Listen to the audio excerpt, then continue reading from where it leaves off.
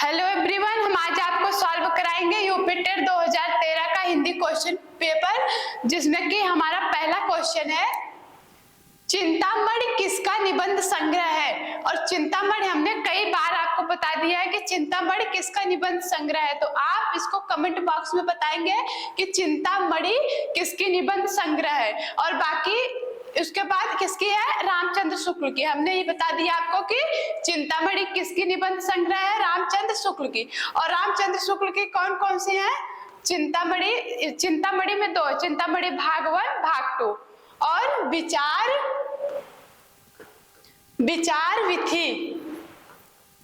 और विधि, और इनकी है आलोचना। इनकी आलोचनाएं भी प्रसिद्ध है। आचार्य रामचंद्र शुक्ल की कौन कौन सी, सूरदास, कौन कौन सी, सूरदास, त्रिवेदी, रश्मिविमर्शा। कौन कौन से, सूरदास, त्रिवेदी और रश्मिविमर्शा। आपसे पूछा जा सकता है कि जो रश्मिविमर्शा है ये किस तरह की रचना है या किस प्रकार का संग्रह है, तो किसका है, आलोचना। ये किस प्रकार का है, आलोचना। और विचार विधि, आलोचना में कौन कौन है, सूरदास जी, त्रिवेदी और रश्मिविमर्शा। किसकी, चिंतामणि किसका निबंध संग्रह, किसका है, आचार्य रामचंद्र शुक्ल का। उसके बाद है बाल मुकुंद गुप्त। बाल मुकुंद गुप्त की कौन कौन सी रचनाएं हैं, खेल तमाशा, खेल तमाशा, खिलौना, खेल तमाशा, खिलौना और हरिदास। ये बाल मुकुंद गुप्त की रचनाएं हैं। कौन कौन सी, खेल तमाशा, खिलौना और हरिदास। उसके बाद हजारी प्रसाद द्विवेदी। हजारी प्रसाद द्विवेदी की कौन सी रचना है, हिंदी साहित्य का मर्म। कौन सा है, हिंदी साहित्य का मर्म। हिंदी साहित्य नहीं, साहित्य का मर्म। और एक और इनकी रचना कौन सी है, हिंदी साहित्य का आदिकाल। कौन सी है, हिंदी साहित्य का आदिकाल। हजारी प्रसाद द्विवेदी की रचना है साहित्य का मर्म, साहित्य का मर्म और हिंदी साहित्य का आदिकाल। हिंदी साहित्य का आदिकाल, हिंदी साहित्य का आदिकाल किसकी रचना है, हजारी प्रसाद द्विवेदी जी की। और रामचंद्र शुक्ल का हमने आपको बता दिया, बाल मुकुंद का बता दिया। अगला क्वेश्चन देखिए, दूसरा क्वेश्चन, काशी नागरी प्रचारिणी सभा की स्थापना किस वर्ष हुई। इसमें आपसे पूछा गया कि जो काशी नागरी प्रचारिणी सभा थी इसकी स्थापना कब हुई। ये क्वेश्चन भी आपसे प्रीवियस ईयर में पूछा जा चुका है कि काशी नागरी प्रचारिणी सभा की स्थापना कब हुई, तो कब हुई थी, 1893 ईस्वी में। कब हुई, 1893 ईस्वी में। और इसके संस्थापक कहां से हुआ था, ये वाराणसी से। कहां से, वाराणसी। और इसमें कौन कौन इसके संस्थापक थे, कौन कौन इसके संस्थापक ये थे, श्याम सुंदर दास, श्याम सुंदर दास, राम नारायण मिश्र,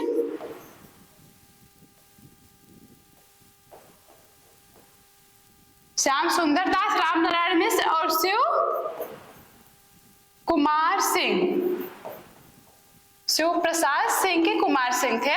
तो ये क्वेश्चन आपके लिए बहुत ही इंपॉर्टेंट है कि काशी नागरी प्रचारिणी सभा जो थी एक बहुत ही प्रसिद्ध सभा है, हिंदी सम्मेलन, एक बहुत ही प्रसिद्ध हिंदी सम्मेलन है, जो कि इसकी शुरुआत, इसकी स्थापना कब हुई, 1893 ईस्वी में। और 1893 में कहाँ हुई थी, वाराणसी में। इससे रिलेटेड आपसे पूछा जा सकता है कि काशी नागरी प्रचारिणी सभा के संस्थापक कर्ता कौन थे, तो कौन थे, श्याम सुंदर दास थे, राम नारायण मिश्र थे और शिव कुमार सिंह थे। कि अगर आपको ऑप्शन में ये ऐसे भी मिल सकता है कि इन तीनों का नाम रहे और लिख दे कि आल, तो आप किसमें टिक करेंगे, आल में, क्योंकि काशी नागरी प्रचारिणी सभा की स्थापना तीनों ने किया था। और कब किया था, 1893 ईस्वी में। अगला क्वेश्चन देखिए, तीसरा क्वेश्चन, प्रेम सागर किसकी रचना है। तीसरा क्वेश्चन क्या है हमारा, कि प्रेम सागर किसकी किसकी रचना है? किसकी है? इसको आप डायरेक्ट किसकी है? ये प्रेम सागर लल्लू लाल जी की। प्रेम सागर किसकी रचना है? लल्लू लाल जी की। और मुंशी सदा सुखलाल, मुंशी सदा सुखलाल की कौन सी रचना है? सुख सागर। सुख सागर, इसको इनके नाम से आप याद रखिए, याद कर लेंगे कि सुख और आगे सागर यानी सुखों का सागर। और सुख लाल का भी तो यही मतलब है कि जिसके पास, वैसा लाल जिसके पास सुख ही सुख हो। तो वैसे सुख लाल और सुख सागर दोनों का एक ही मतलब है। तो आप याद रखिए मुंशी सदा सुखलाल की रचना जो है वो है सुख सागर। उसके बाद है हमारा सदन मिश्र। तो जो हमारे सदन मिश्र थे इनकी बहुत ही प्रसिद्ध रचना एक है नासिकेतोपाख्यान। जो हमारे सदन लाल मिश्र जी इनकी एक रचना कौन सी है? नासिकेतोपाख्यान।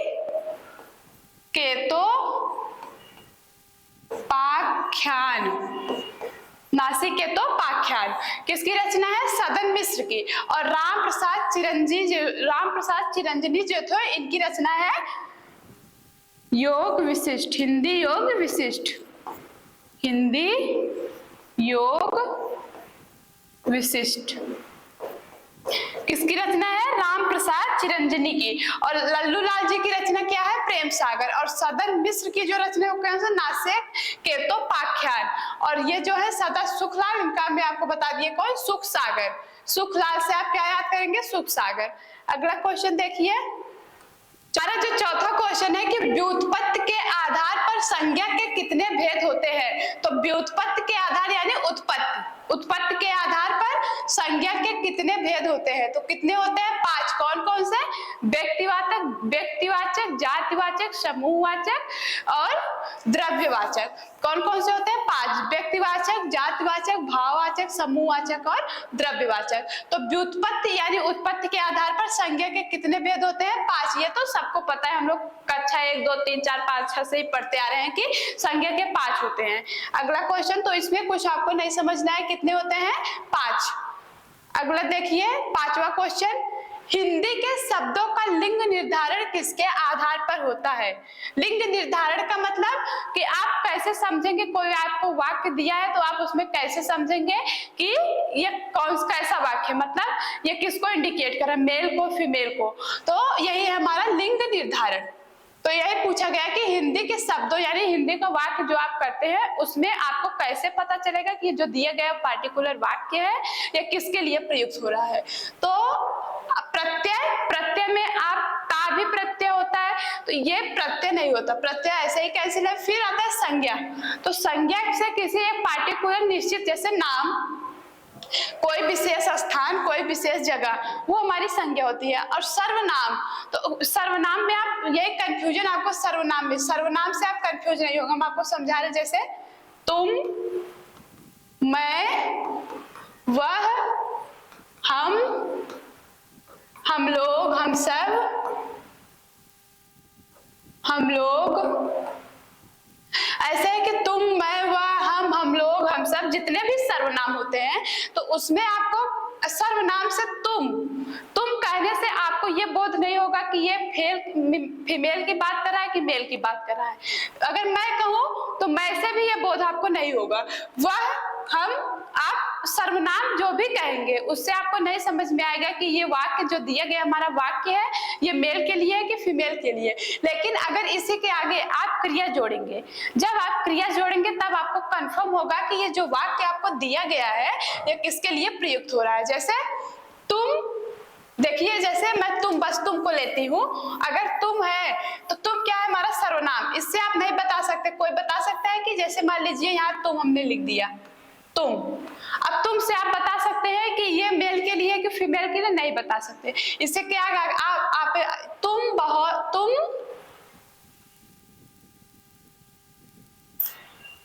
जैसे मान लीजिए तुम छोड़ो, मैं लिख दिया, मैं या वह, तुम लोग,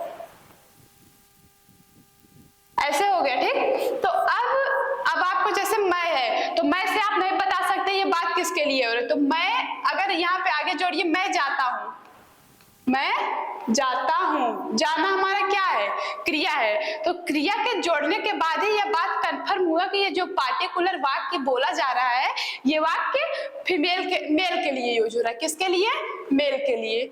और यही वाक्य अगर ऐसे लिख दिया जाए कि मैं जाती हूँ,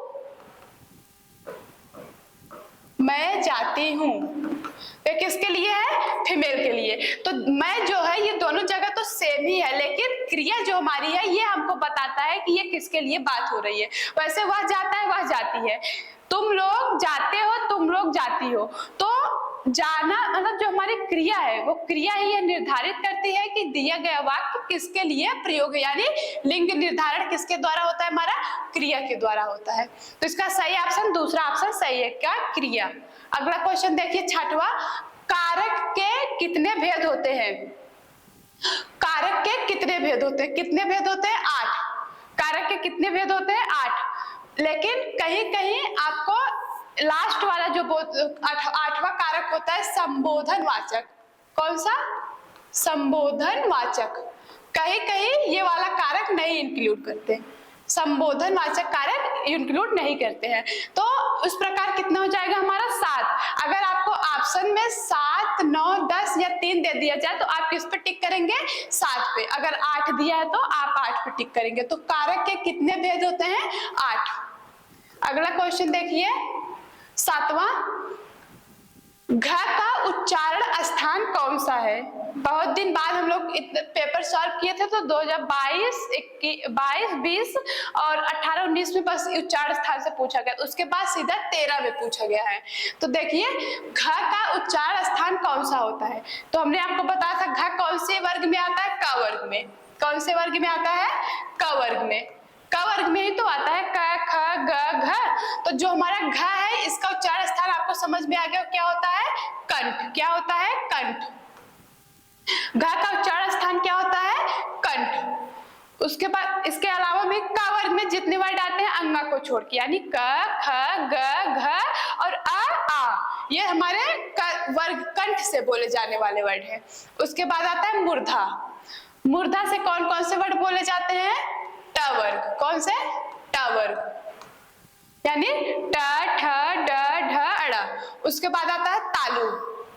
हमारे तालु से कौन से वर्ड बोले जाते हैं, च वर्ग। कौन से, च वर्ग। च, छ, ज, झ, ञ। और दंत से कौन से बोले जाते हैं, त वर्ग। कौन से, त वर्ग। त, थ, द, ध, न। तो हमारा क्वेश्चन क्या है, घ का उच्चारण स्थान कौन सा है। तो घ का उच्चारण स्थान यानी क वर्ग, क, ख, ग, घ, घ तक बस। उसके बाद अ, आ। उसके बाद हमारा आता है मूर्धा। मूर्धा से ट वर्ग, ट, ठ, ड, ढ। उसके बाद आता है तालु। तालु से च वर्ग यानी च, छ, ज, झ, ञ। उसके बाद आता है दंत। दंत से हमारा त, थ, द, ध, न में आप कंफ्यूज नहीं होंगे, इसको हम नासिक के से नहीं बल्कि दंत से बोलते हैं। न बोलिए आप, न। तो न हमारा दांत से टच होके ही निकलता है। तो हमारा ऑप्शन कौन सा सही होगा, दूसरा ऑप्शन कंठ। अगला क्वेश्चन देखिए 8वां क्वेश्चन, छ वर्ण किसके सहयोग से बनता है। यानी पूछा गया कि जो हमारा छ वर्ण है ये किसके सहयोग से बना है। तो संयुक्त वाक्य, हमारे संयुक्त शब्द, हमने संयुक्त शब्द आपको कितने बताए थे, छ, ज्ञ, त्र और ये श्री वाला श्र, ये बताया था ना हमने आपको। तो इसमें पूछा गया कि ये 4 वर्ड है, तो आपसे अलग अलग मान लीजिए इसके बाद कोई क्वेश्चन पेपर में आपसे इन्हीं चारों में से कोई एक पूछ सकता है, अगर पूछा जाएगा तो। इस टॉपिक से केवल यही 4 ही क्वेश्चन आपको बनेंगे। तो छ जो है, छ वर्ड किसके योग से बना है, तो हमने बताया था छ किससे, क प्लस स, क प्लस खटकोर वाला स, यहाँ पे बीच में प्लस रहेगा, इसको हम, ये गलत है, यहाँ पे देखिए क प्लस स, तो इससे बना है। तो छ वर्ड हमारा इससे बना है। उसके बाद आता है ज्ञ। ज्ञ किससे बना, ज प्लस ञ, ज प्लस ञ मिलके क्या बनाया है, ज्ञ। उसके बाद आता है त्र। त्र किससे बना है, त प्लस र।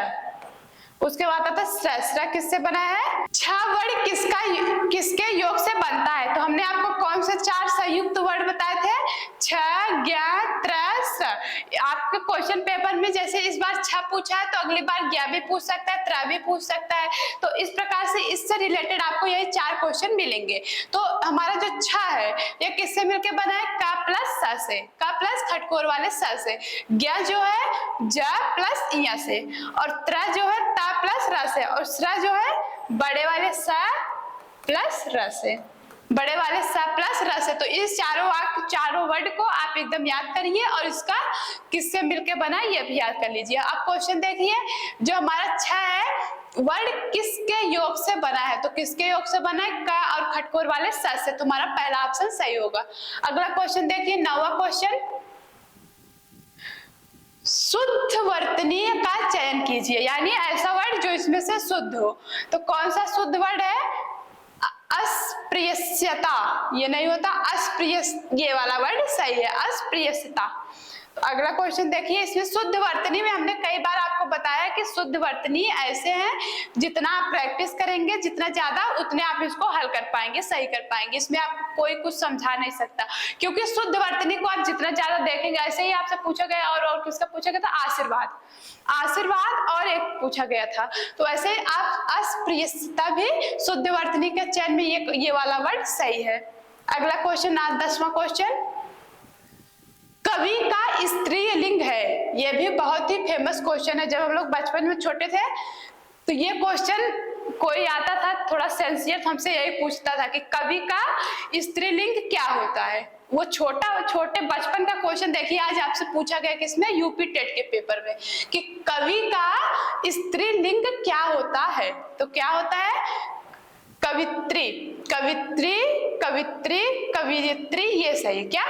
कवयित्री, कवयित्री, ये पढ़िए तो कवित्री, कवित्री लिखा वही चीज है, लेकिन इसमें सही कौन सा है? कवयित्री। तो इसको आप याद रखिए कि कवि का जो स्त्रीलिंग है वो क्या है? कवयित्री। अगला क्वेश्चन देखिए, 11वां, तरड़ी का पर्यायवाची शब्द है। तरड़ी का पर्यायवाची शब्द है, क्या है? तरड़ी का पर्यायवाची शब्द नदी। तरड़ी का पर्यायवाची शब्द क्या है? नदी। नदी का और क्या क्या है? तरड़ी, तरंगड़ी, तरड़ी, तरंगड़ी। नदी के पर्याय सरिता, सरिता तो बहुत ही फेमस है, संस्कृत में हम लोग याद भी किए थे। तो तरड़ी, तरंगड़ी, सरिता ये नदी के पर्यायवाची शब्द है। उसके बाद हमारा क्या है? युवती। युवती के पर्यायवाची शब्द कौन कौन से है? कुमारी, क्या? कुमारी, यौवनवती, कुमारी, यौवनवती, रमणी, रमणी। ये हमारे युवती की कौन कौन सी पर्यायवाची शब्द है? कुमारी, यौवनवती और रमणी। उसके बाद आता है नाम। तो नाम से, नाम को अगर आपको पर्यायवाची शब्द आ जाए थोड़ा सा आप दिमाग लगाइए। तो आप जैसे यश, कीर्ति, यश, कीर्ति, और भी थे इस टाइम को याद नहीं आ रहे हैं। तो यश और कीर्ति, हाँ, नाम के पर्यायवाची शब्द यही हैं, यश, कीर्ति और भी हैं। फिर आता है सूर्य। सूर्य का तो आपको बचपन से रटा है, उसमें एक आता है अंशुमान।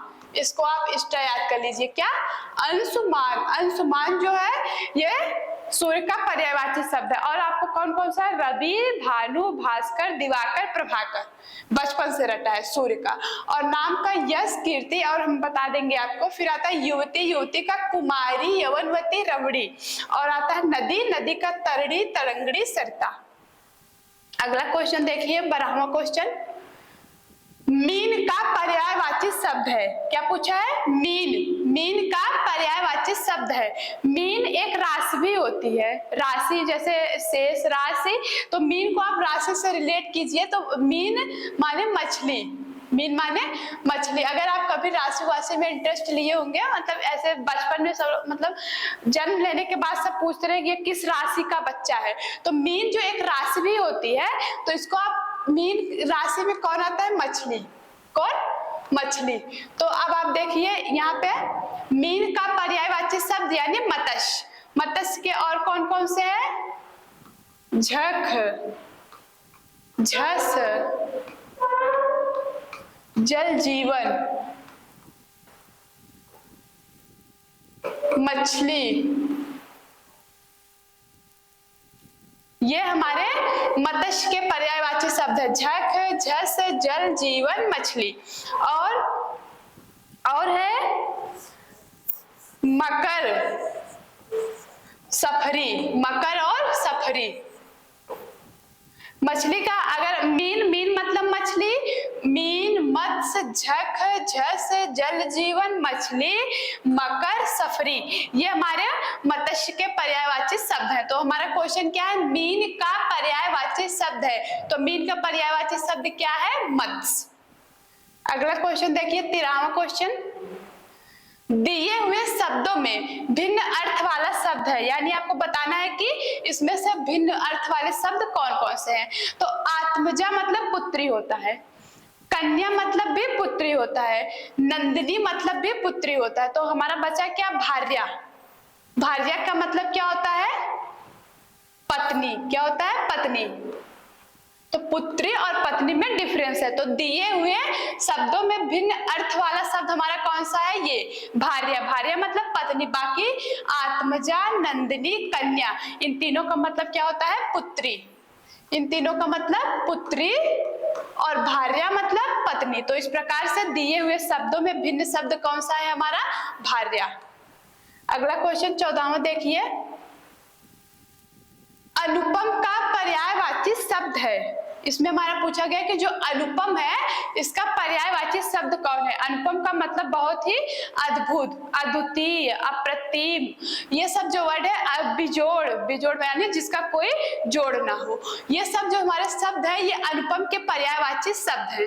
अद्वितीय, तो हमारा अनुपम जो है, अनुपम के कौन सा पर्यायवाची शब्द है, अद्वितीय। अद्वितीय के अलावा कौन कौन से हैं, अप्रतिम। अप्रतिम एक कौन बहुत ज्यादा बोलता है टीवी में, ये तारक मेहता का उल्टा चश्मा जो आता है, उसमें जो है एक बीड़े मास्टर, वो देखिए कोई चीज को बहुत सुंदर नहीं कहते, क्या कहते हैं, अप्रतिम। अप्रतिम माधवी। तो अनुपम का पर्यायवाची शब्द क्या है हमारा, अप्रतिम है। उसके बाद और बहुत से, बेजोड़, अद्वितीय,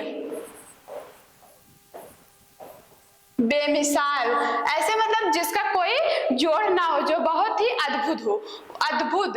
तो अनुपम का पर्यायवाची शब्द हमारा कौन सा है, अद्वितीय। उसके बाद आता है स्वर्गीय, स्वर्गीय का एकांतवास, एकांतवास, स्वर्गीय का, अरे एकांतवास, स्वर्गीय का हमारा पर्यायवाची शब्द क्या है, एकांतवास। उसके बाद है लौकिक और पार्थिव। ये जो लौकिक और पार्थिव शब्द है ये दोनों आपस में समानार्थी शब्द है। लौकिक और पार्थिव आपस में समानार्थी शब्द है। इसका मतलब, दोनों का शब्द का मतलब होता है लोक संबंधी। तो लौकिक और पार्थिव एक दूसरे के पर्यायवाची शब्द और समानार्थी शब्द है। और अनुपम का पर्यायवाची शब्द कौन सा हमारा है, अद्वितीय। अगला क्वेश्चन देखिए, आज का लास्ट क्वेश्चन 15वां, कान का कच्चा होने का अर्थ, यानी मुहावरा पूछा गया है कि कान का कच्चा होना जो मुहावरा है इसका अर्थ क्या है। तो कम सुनना नहीं होता, दूसरे की बात मानना ये भी नहीं है, सुनी बात पर विश्वास करना, सॉरी, दूसरे की बात मानना, सुनी बात पर विश्वास करना, कान का कमजोर होना। तो कान का कच्चा होना मतलब कम सुनना नहीं होता, ये तो सीधा अर्थ निकलता है। फिर आता है दूसरे की बात मानना, सुनी बात पर विश्वास करना और कान का कमजोर होना। तो कौन सा हमारा ऑप्शन सही है, दूसरे की बात मानना, कान का कम सुनना नहीं होता है, बस होता है कि दूसरे के पद चिन्हों पर चलना। फिर आता है दूसरे बात पर, सुनी बात पर विश्वास करना। सुनी बात पर विश्वास करने का मतलब ही होता है कान का कच्चा होना। कुछ लोग होते हैं कि वो दूसरे की बातों को सुनते हैं और विश्वास कर लेते हैं, और कुछ लोग होते हैं कि सोचते हैं कि जब तक हम अपनी आंखों से नहीं देखेंगे प्रत्यक्ष रूप से तब तक नहीं विश्वास करेंगे। तो जो तुरंत बात को सुनता है, या कोई आपको सामने वाला झूठी बता दे तो जो सुन के तुरंत विश्वास कर ले जाता है, उसी के लिए मुहावरा है कि कान का कच्चा होना, यानी सुनी बात पर विश्वास करना। तो इसका सही ऑप्शन हमारा तीसरा ऑप्शन सही है। तो 2013 के यूपी टेट के हमारे 15 क्वेश्चन सॉल्व हुए। अब हम आपको सॉल्व कराएंगे 2011 के यूपी टेट को हिंदी क्वेश्चन।